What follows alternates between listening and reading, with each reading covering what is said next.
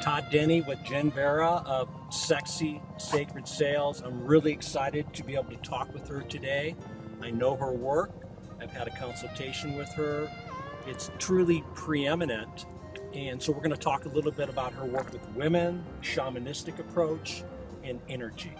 Talk a little bit about the shamanistic element that really separates and distinguishes you from so many other practitioners. Right. Well, one of the key things that I have seen with my clients, and I've worked with hundreds, primarily women, but hundreds of clients in relation to their business and transforming who they are in their business, their self-expression, and really delivering like potent magic that they have, their potent genius, their potent area of expertise.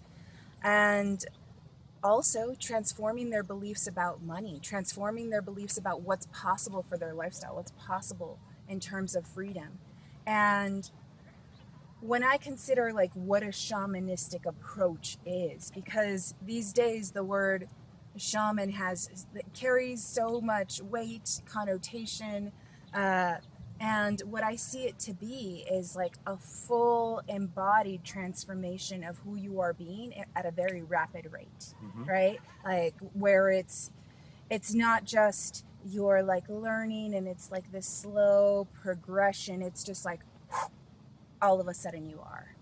And so when I use that, there are absolutely elements that I take from, my different spiritual teachers, my different lineages, and I combine it with the skill set, with the mindset, with the energetics, and shifting that profoundly in someone so that whatever iteration was before no longer is, and they are this new version of themselves that has more access to what it is that they want to put out, what it is that they want to cultivate in their business and in their lives.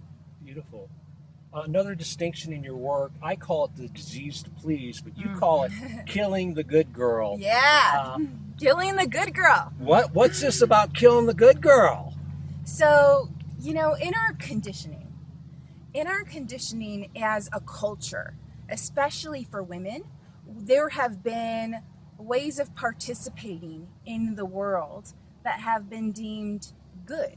And a lot of times it's, very kind of like submissive to authority. There's a lot of shame around like actually asking for money, right? There's a lot of shame for having your own desires, because even when we think about women, like when we think about language, and like language creates the culture, right?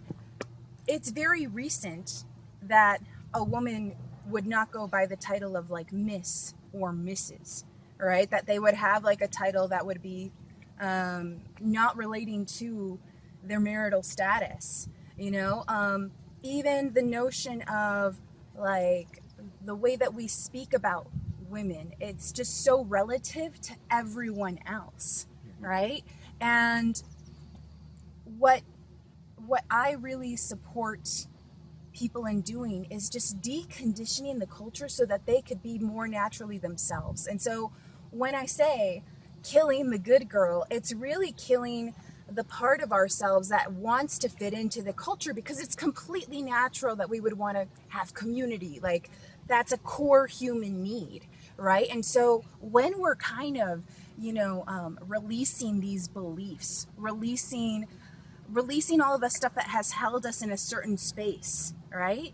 We really need to do it completely so that we can be ourselves and trust that like there is good, bad, that's all so incredibly, this is a longer conversation, but it's so incredibly relative. And relative to what? And most of us are unconsciously functioning in a way that is wanting to please our parents, wanting to please our community, wanting to show that we're good, that we can do it, that we want to please, and it really inhibits us from like claiming our own desires, knowing what's actually true for us and acting in accordance with that truth versus acting in accordance with the cultural conditioning.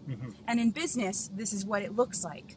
You don't want to post certain things on social media because you don't want to be seen as like bad or too sexy or like too out there, or like claim your ideas fully, because it's terrifying. What if they don't fit in with the mainstream narrative, right? And that prohibits us from actually showing up authentically, like in our business, in our relationships, and doing the work that we're meant to do.